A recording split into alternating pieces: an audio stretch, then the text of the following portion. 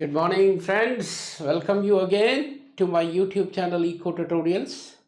In today's lecture, we are going to cover another important part of CBSE Plus 2 Economics, Macroeconomics.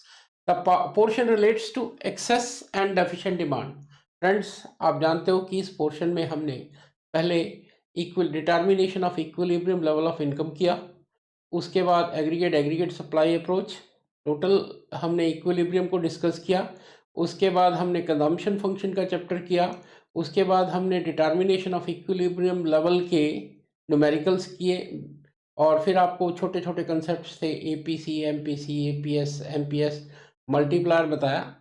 Continuing with that series, today we are going to do excess and deficient demand. Friends, इस lecture को समझने के लिए मैं आपको back पे लेके जाता हूँ, हिस्ट्री में लेके जाता हूँ. हिस्ट्री क्या है? The year was 1930.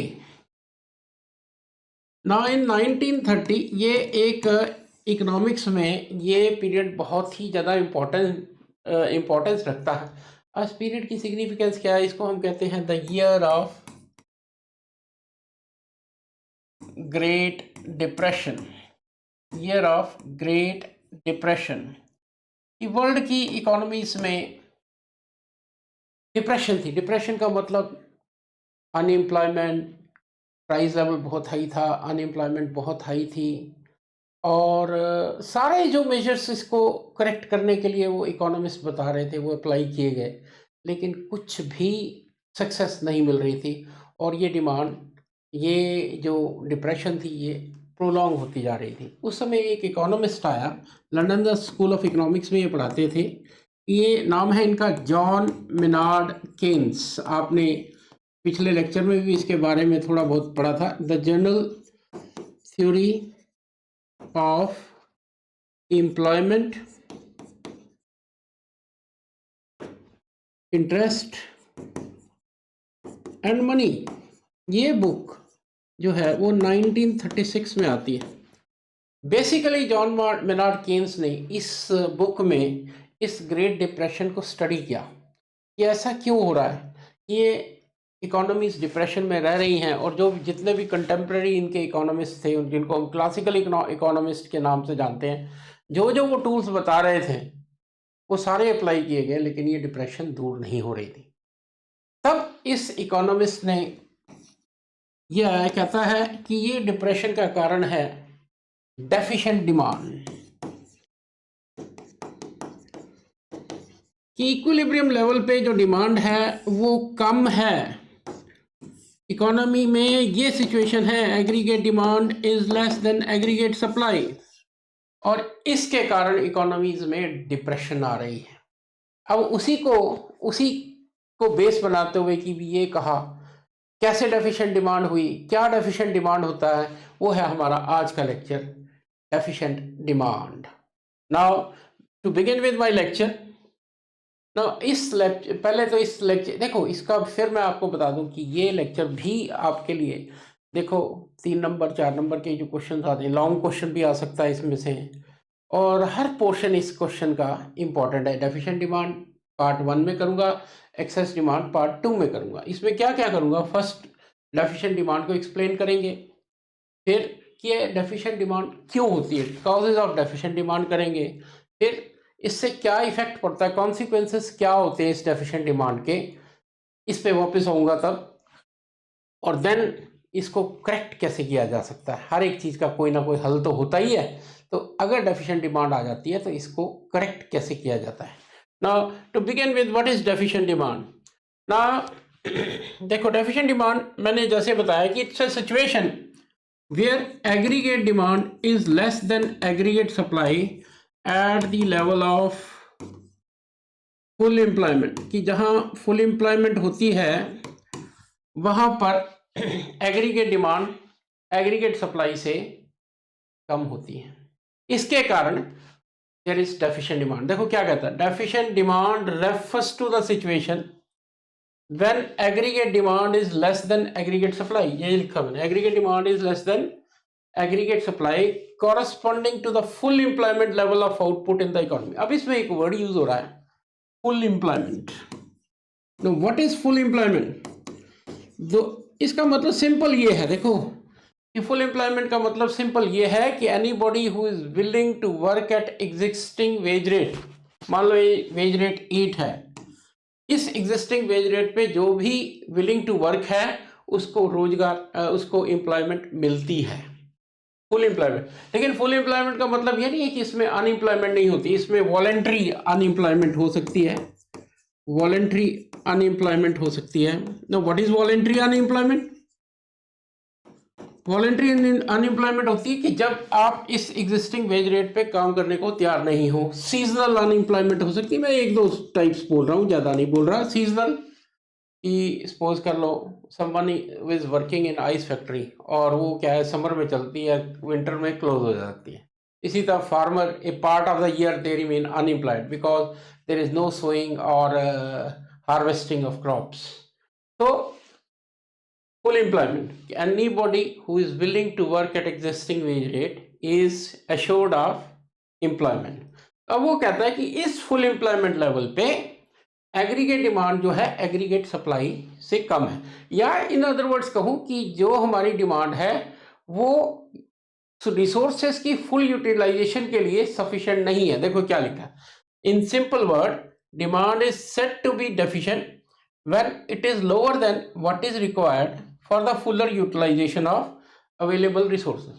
बड़ी सिंपल सी बात याद रखो, क्या बोला मैंने कि एफिशिएंट डिमांड वो है जब demand aggregate demand aggregate supply से कम है फुल एम्प्लॉयमेंट लेवल पे, फुल एम्प्लॉयमेंट लेवल पे, फुल एम्प्लॉयमेंट लेवल पे, या क्या ये डिमांड इतनी नहीं है जिससे रिसोर्सेज की फुल यूटिलाइजेशन हो सके। ना इसको समझने के लिए let us draw one diagram.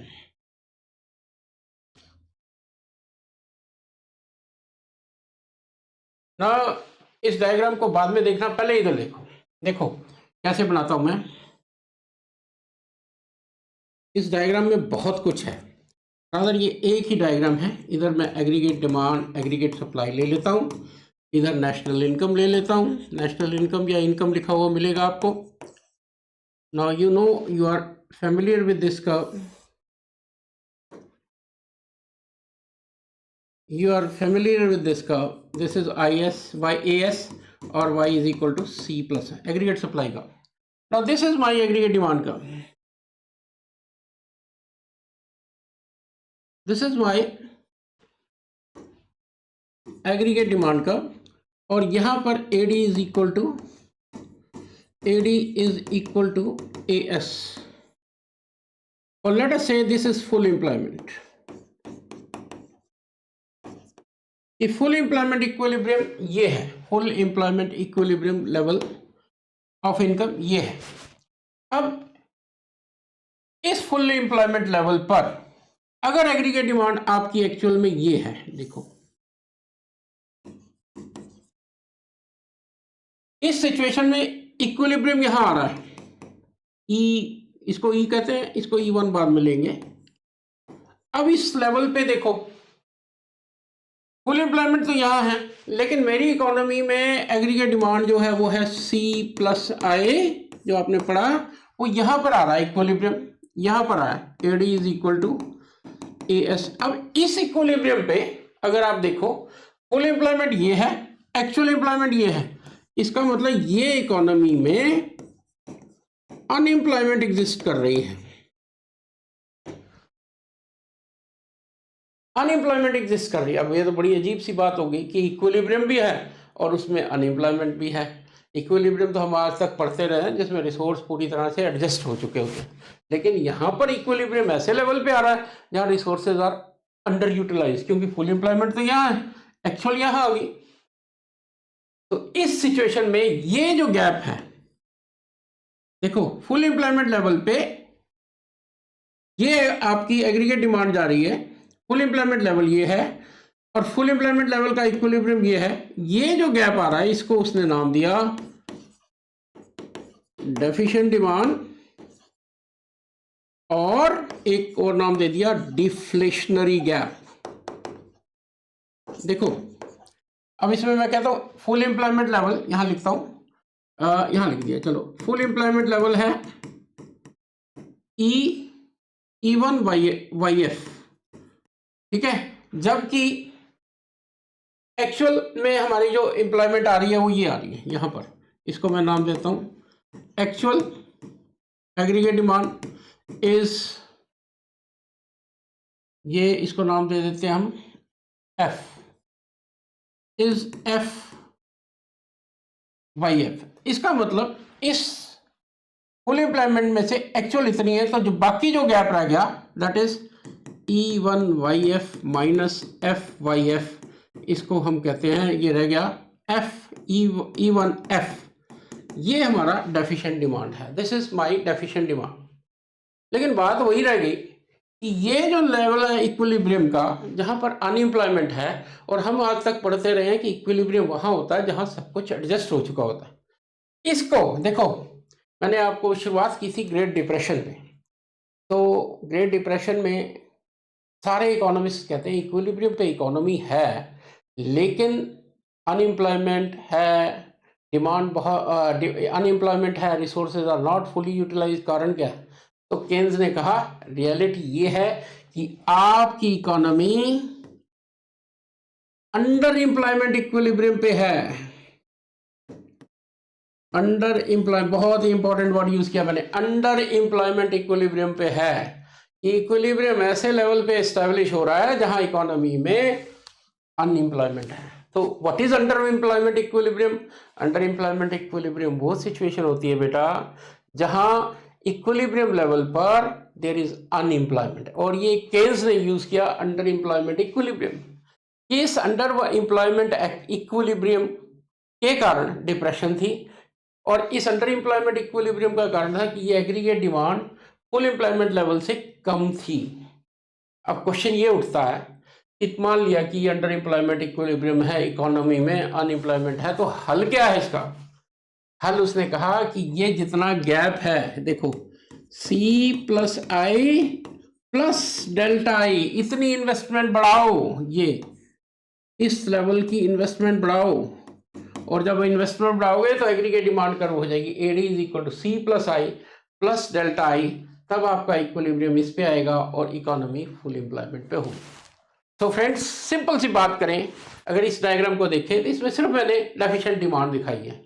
वो क्या है कि फुल एम्प्लॉयमेंट इक्विलिब्रियम यहाँ है, जबकि एक्चुअल इक्विलिब्रियम यहाँ पे है, और ये जो दो गैप है, ये गैप है, इसको हमने डेफिशिएंट डिमांड, इसको मैंने एक डायग्राम में और बनाने की कोशिश, इसी डायग्राम को मैंने स्लाइड में भी दिखाया हुआ है, आप देख सकते हो। देखो इसमें एक्चुअल इक्विलिब्रियम मेरा यहाँ आ रहा है, जबकि फुल एम्प्लॉयमेंट इक्विलिब्रियम, ये देखो फुल एम्प्लॉयमेंट इक्विलिब्रियम मेरा इस E पॉइंट पे है, और इस एक्चुअल इक्विलिब्रियम लेवल पे जो मेरी एग्रीगेट डिमांड आ रही है वो ये आ रही है, फुल एम्प्लॉयमेंट से इतनी कम है।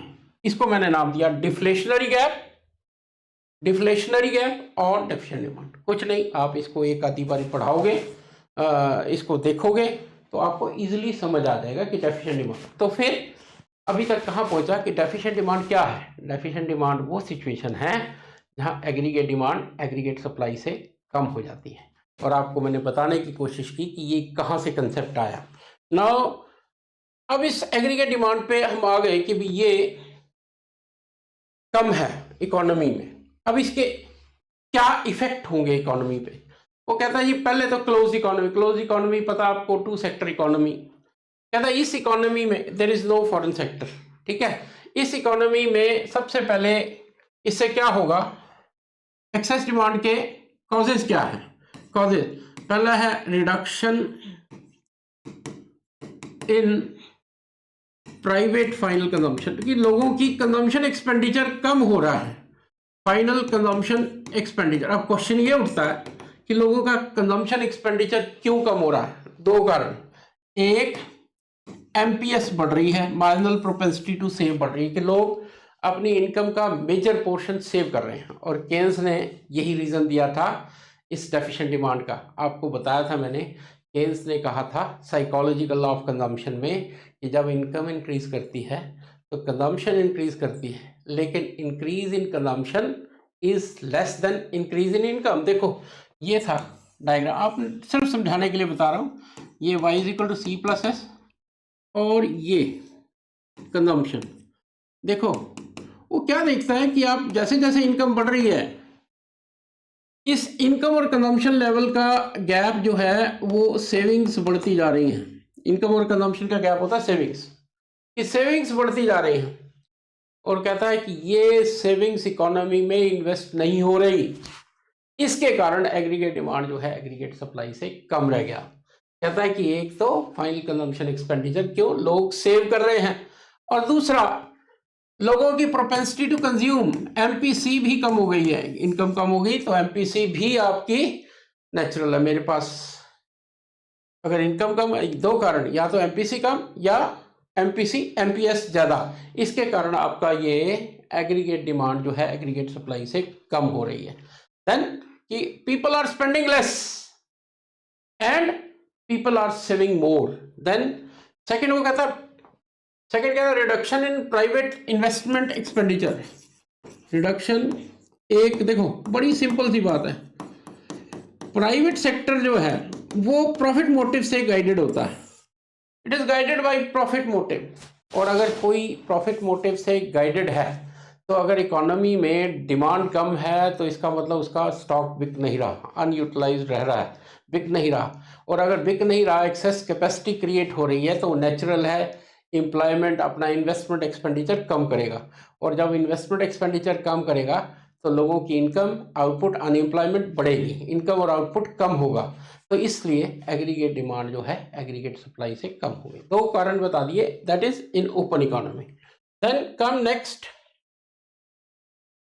कहता है causes in four sector economy. बात वही है, देखो इसमें पूरे में आपने ध्यान क्या रखना कि बात क्या कर रहा हूं, बात कर रहा हूं कि भाई इससे क्या, क्यों डेफिशिएंट डिमांड आ रही है। मेन चीज है इसमें आपकी स्पेंडिंग कम हो रही है, और स्पेंडिंग क्यों कम हो रही है, वही सारे रीजन हैं। देखो रिडक्शन इन गवर्नमेंट एक्सपेंडिचर, कि गवर्नमेंट जब खर्च करती है, कोई इंफ्रास्ट्रक्चर क्रिएट करती है, तो उससे डिमांड जनरेट होती है, कोई रेलवे बना दी, कोई ब्रिजेस बना दी, कुछ इस तरह के जब एक्सपेंडिचर करती है तो नेचुरल है वो डिमांड जनरेट करती है, इन्वेस्टमेंट बढ़ाती है, तो एम्प्लॉयमेंट बढ़ती है। लेकिन अगर गवर्नमेंट ये कम कर रही है अपना, तो नेचुरल है आपकी डिमांड कम होगी। दैन डिक्लाइन इन एक्सपोर्ट्स, की मेरी चीज़ें बिक नहीं रही बाहर में, फॉरेन कंट्रीज डिमांड कम हो गई है, तो मेरी इनकम कम होगी, और इनकम कम होगी तो नेचुरल है डिमांड कम होगी। या इंपोर्ट, कि I have developed A liking for the foreign goods, exports तो मेरे कम हो रहे हैं लेकिन इंपोर्ट्स बढ़ रहे हैं। रीजन क्या होगा कि मेरी इनकम बाहर चली जाएगी। जब मैंने बाहर से कोई चीज की है तो I am spending and sending money to them, तो डिमांड मेरे इकोनॉमी में कम होगी और उनकी इकोनॉमी में बढ़ेगी। फिर गवर्नमेंट ने टैक्स बढ़ा दिए तो मेरी डिस्पोजेबल इनकम कहते हैं इनकम अवेलेबल फॉर स्पेंडिंग। अगर मेरी इनकम में से 10% टैक्स था, 100 रुपये के पीछे 10 रुपये देता था, सपोज ये टैक्स 20% हो गया, तो 100 रुपये के पीछे 20 रुपये दे रहा हूँ, तो 10 रुपये मेरी स्पेंडिंग कम हो गई, इससे एग्रीगेट डिमांड आपकी कम होगी। ये एक कॉजेज हैं। इसके बाद हम आते हैं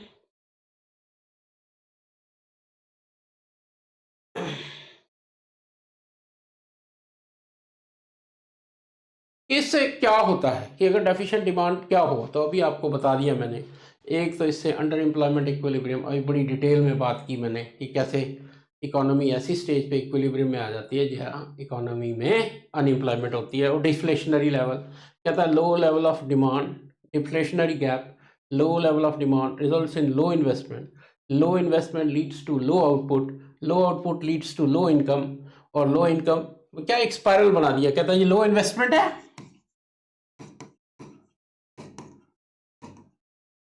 low investment, this leads to low investment leads to low output, and this low output, this leads to low income। Low output है, एम्प्लॉयमेंट कम कर दिया आपने, लोगों को निकाल दिया, तो नेचुरल है लोगों की इनकम भी कम हो गई, और इनकम कम होने से आप low income leads to low level of demand. अगर पैसे नहीं है जेब में तो डिमांड कहाँ से आएगी, लो लेवल ऑफ डिमांड, और इस डिमांड के कम होने से आपकी इन्वेस्टमेंट फिर कम, ये स्पाइरल चल पड़ा, इसलिए इकोनॉमी में डेफिशिएंट डिमांड का ये इफेक्ट पड़ा। नाउ अब ये तो मैंने पढ़ लिया कि डेफिशिएंट डिमांड से ये होता है, आगे भी है कि इफेक्ट ऑन आउटपुट, आउटपुट कम हो जाएगा। अनडिजायर्ड स्टॉक, कि भाई जब चीज़ें बिक नहीं रही तो इन्वेंट्रीज मेरी बढ़ जाएंगी, एम्प्लॉयमेंट मेरी कम हो जाएगी, ये सारे कॉन्सिक्वेंसेस हैं इसके डेफिशिएंट डिमांड के। नाउ लॉस ऑफ प्रॉफिट है, fall in general price level है, ये सारा किसके कारण, डेफिशिएंट डिमांड के कारण है। नाउ अब इसको जो मेन है वो है कि इसको करेक्ट कैसे किया जाए। कहता है fiscal and monetary measures. No, what is fiscal measure? Fiscal means related to income and expenditure policy of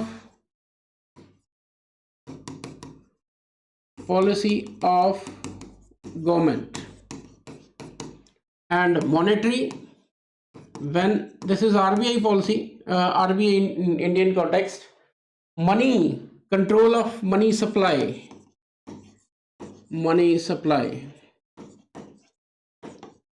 कहता है इनसे दो इंस्ट्रूमेंट हैं जिनसे आप इस डिफ्लेशनरी गैप या डेफिशिएंट डिमांड को कंट्रोल कर सकते हैं। लेट अस सी।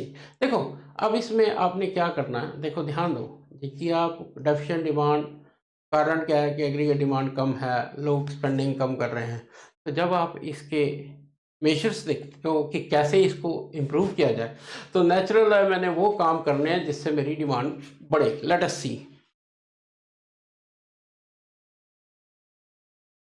ना फिस्कल मेजर्स में देखो, आप इस स्लाइड्स को देखोगे पूरे डिटेल में डिस्क्राइब्ड है, मैं इन ब्रीफ आपको बताता जाऊंगा।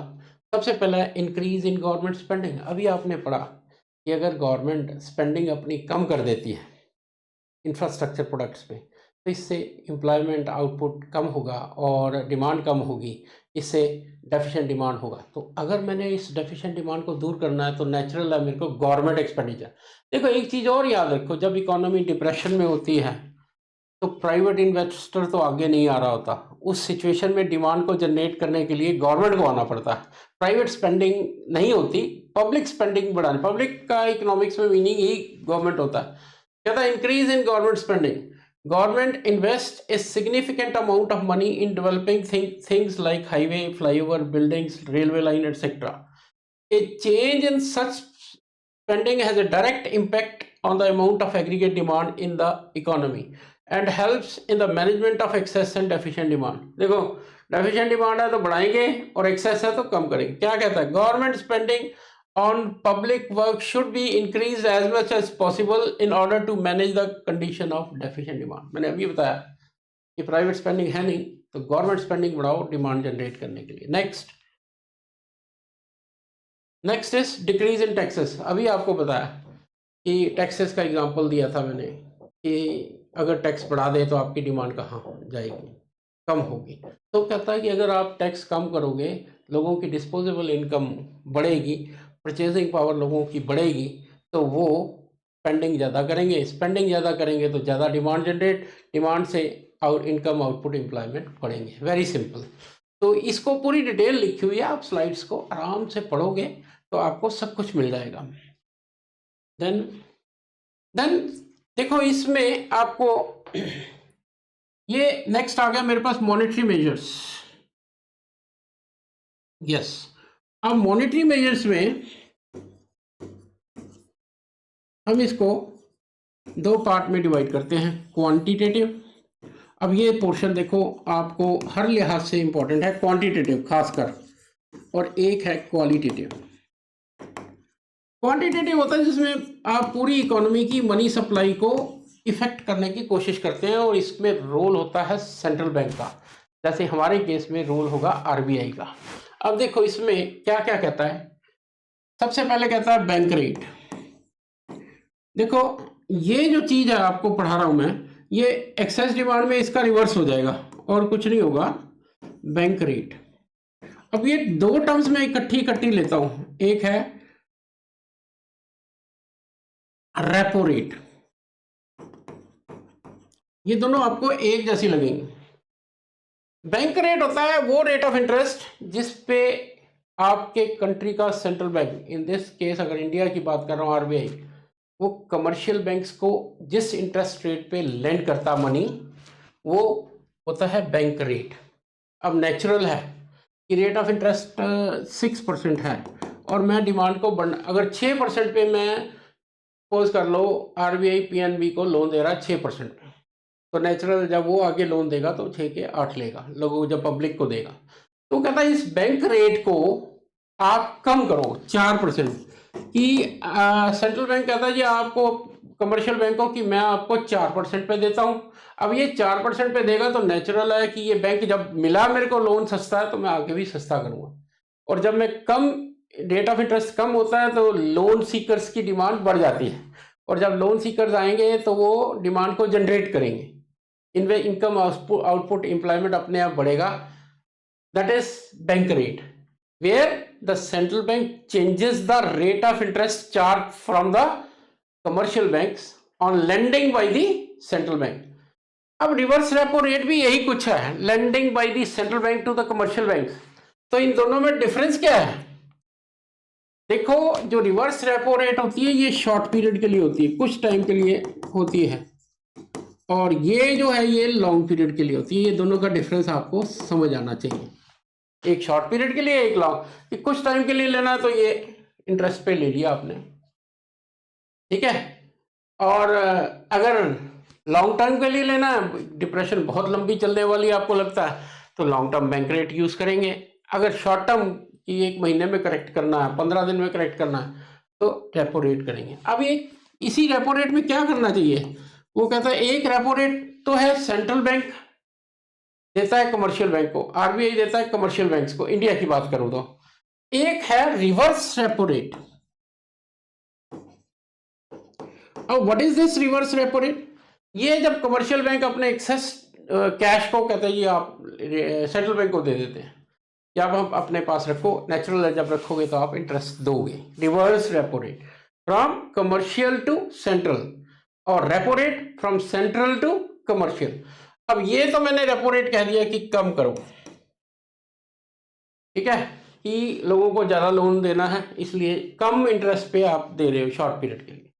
रिवर्स रेपो रेट है कि जब कमर्शियल बैंक सेंट्रल बैंक पे जाता है, तो कमर्शियल बैंक को पहले अगर 2% देते थे इंटरेस्ट, आप कहेंगे 4%, उनके प्रॉफिट को बढ़ाएंगे ताकि वो लोन आगे क्रेडिट ज्यादा क्रिएट कर पाए। तो एक तो ये हो गया। फिर इसके बाद ये सारे आपको देखो, इसमें अगर आप स्लाइड्स पे जाओगे ना तो आपको ये सारा कुछ मिलने वाला है।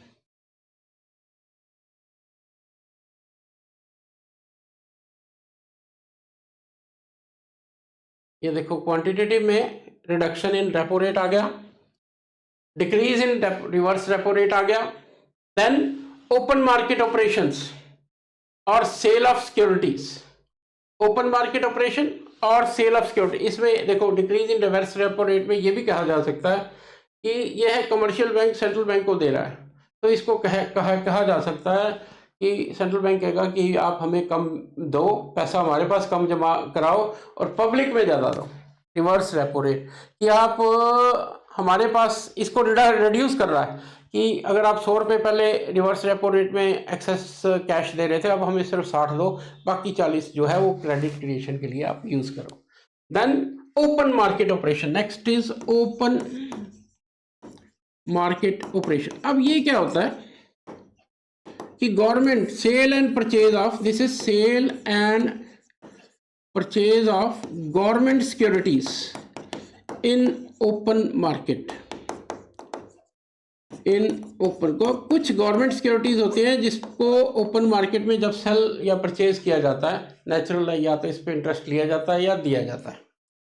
अब कहता है कि ये एक इंस्ट्रूमेंट है जिससे आप ये डेफिशिएंट डिमांड कम कर सकते हो। नेचुरल देखो मैंने आपको क्या कहा कि डिमांड को जनरेट करना है, तो इस सिचुएशन में पैसा इकोनॉमी में फेंकना है, तो इस सिचुएशन में ये बैंक क्या करेगा, it will start purchasing government securities. क्यों?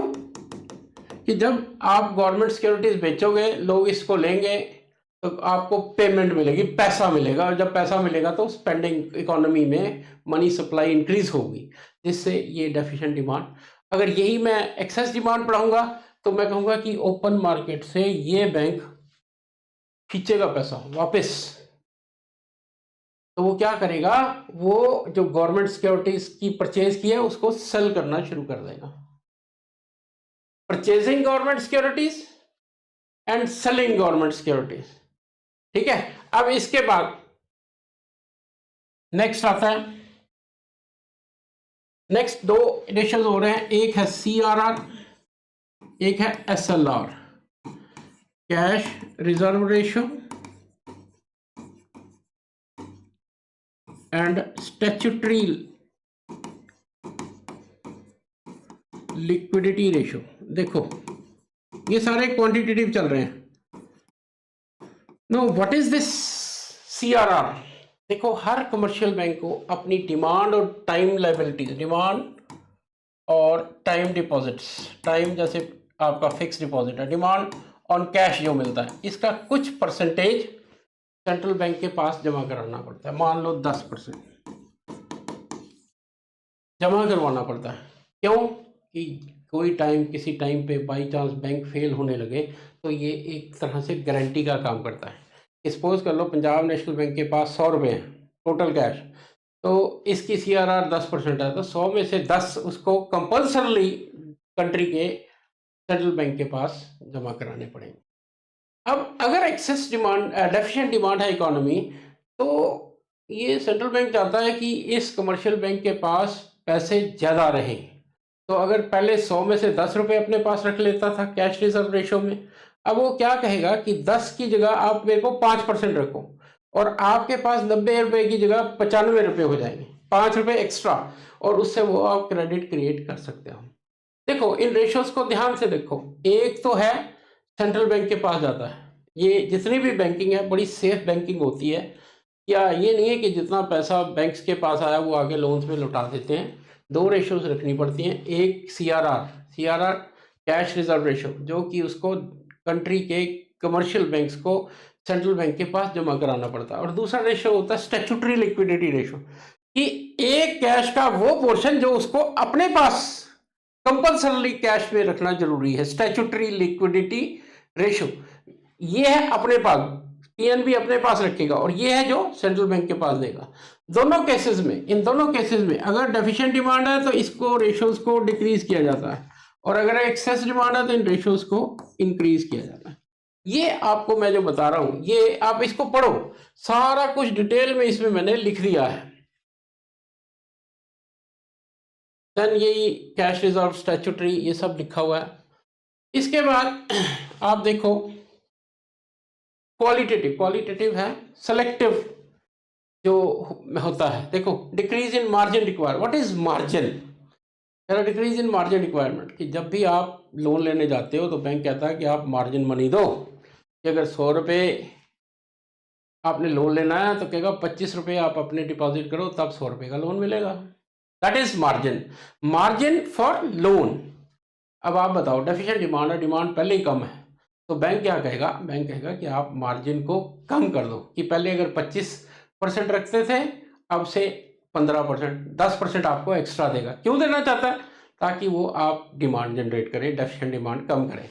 देन मॉरल परसुएशन है कि वो कहेगा दैट बैंक्स को कहता है कि आप हम मेरी पॉलिसी को फॉलो करो, मॉरली फॉलो करो, कि अगर मैं मनी सप्लाई को कंट्रोल करना चाहता हूं तो आप उसके अकॉर्डिंगली जो डायरेक्शंस आती हैं वो फॉलो करो, और अगर कुछ मनी सप्लाई को एक्सपेंड करना चाहते हैं तो, मतलब मॉरल परसुएशन का है, the central bank persuades commercial banks to follow its policies, specially here we are talking about monetary policy. एक और कर लेते हैं, वो क्या है? Selective credit control.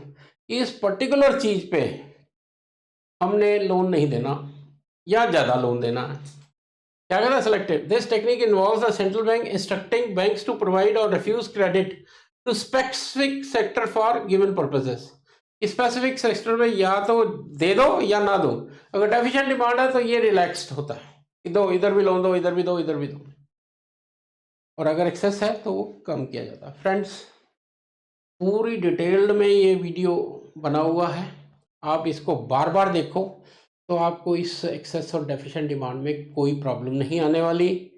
आप इसको इजीली इसको आराम से पढ़ो और ये आपका हर तरह का कष्ट इस चैप्टर का डेफिशिएंट डिमांड का सॉल्व कर देगा। इसके बाद हमारा लेक्चर आएगा एक्सेस डिमांड पे। फ्रेंड्स, जाते जाते फिर मेरे चैनल को लाइक और सब्सक्राइब करो।